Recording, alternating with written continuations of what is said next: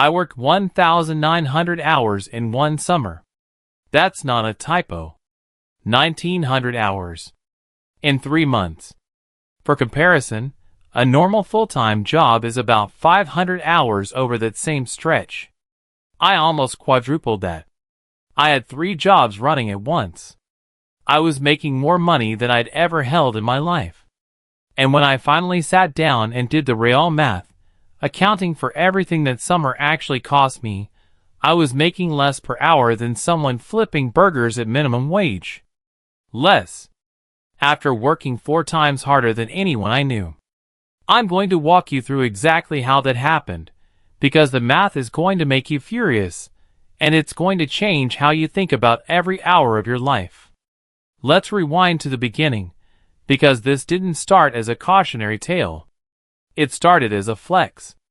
I was 20 years old, broke, and staring down another semester of tuition that was going to wipe out whatever I had left in my account. So I made a decision that felt smart at the time. If one job pays X, 3 jobs pays 3X. Simple multiplication.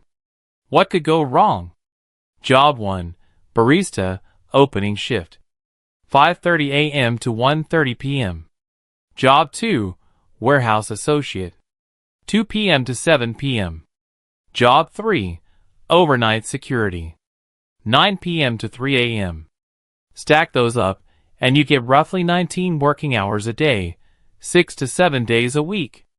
Multiply that across 13 weeks of summer, and you land on the number I opened with, 1,900 hours.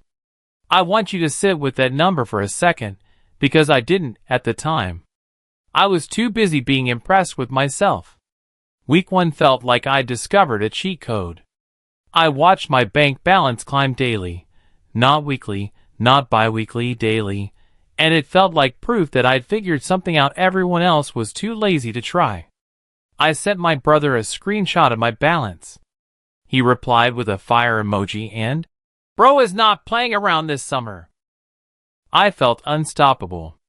I told myself this was temporary, just 13 weeks of grinding, then I'd coast through the school year debt-free. I'd sleep when I was rich. Classic line. I actually said it out loud to my roommate, fully believing it. But cheat codes in real life always come with a catch you don't see until later. In week 1, the catch was small. I missed my best friend's birthday call because I silenced my phone during my warehouse shift and forgot to call back. By the time I remembered, 4 days had passed, and the conversation when I finally called felt distant, like I'd missed something I couldn't get back.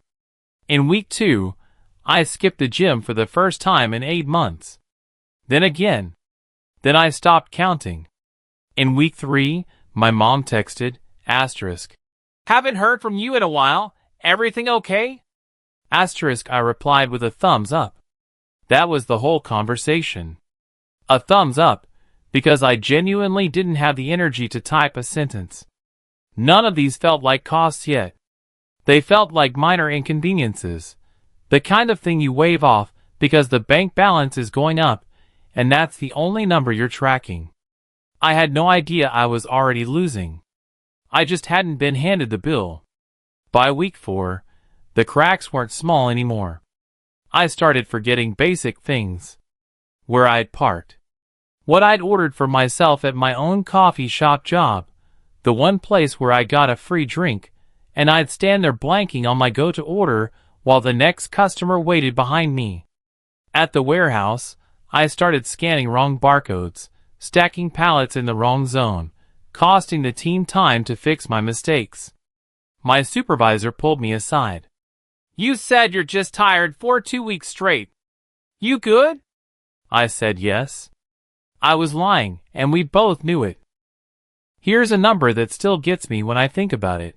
I was averaging 4.5 hours of sleep a night. Some nights less. The overnight security shift was the worst for this. Sitting alone in a small office at 1 a.m., fighting to keep my eyes open, knowing I had to be back at the coffee shop counter in 4 hours, fully alert, smiling at customers. I leaned on energy drinks like other people lean on actual rest. 2. sometimes 3 a day. By week 3, my hands had a slight tremor that I just accepted as a normal part of my body now. Nobody warns you what happens to your eating habits when every hour of your day is already claimed. I told myself I was saving money by working non-stop. But I had zero time to cook, zero time to meal prep. So I ate whatever was fastest, gas station sandwiches, drive-through meals eaten in the car between shifts. I was making more money than ever and quietly spending a chunk of it just to keep my body functioning at this pace.